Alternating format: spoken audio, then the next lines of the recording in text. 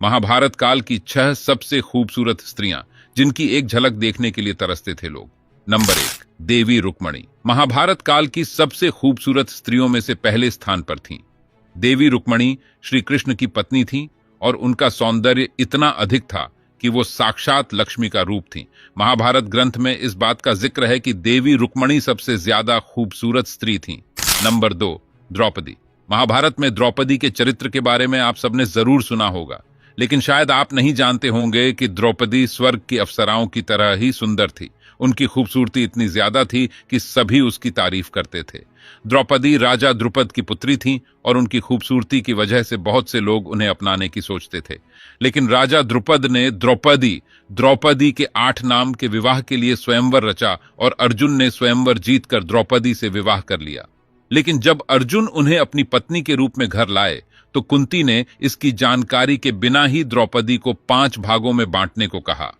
इसी वजह से द्रौपदी 5 पांडवों की पत्नी कहलाएं। नंबर 3, सत्यभामा। महाभारत काल की एक और सबसे खूबसूरत स्त्री थीं।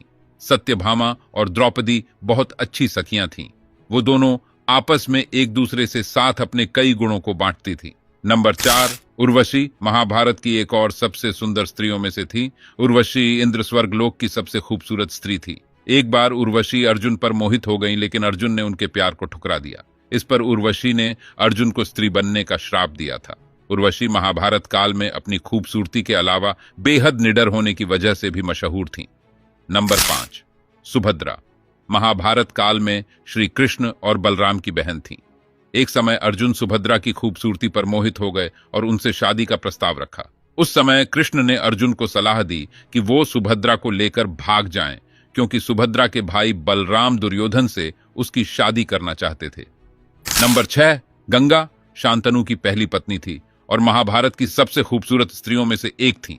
गंगा की खूबसूरती से आकर्षित होकर शांतनु ने गंगा से शादी की इच्छा रखी, लेकिन गंगा ने उनके सामने कुछ शर्तें रखी, जिसमें पहली ये थी कि शांतनु उनसे कभी कोई सवाल नहीं करेंगे, दूसरी कि वो गंगा को कभी कोई काम करने से रोकेंगे नहीं, और तीसरी कि अगर किसी भी शर्त को उन्होंने नहीं मानी तो वह उन्हें हमेशा के लिए उन्हें अलग कर चली जाएंगी।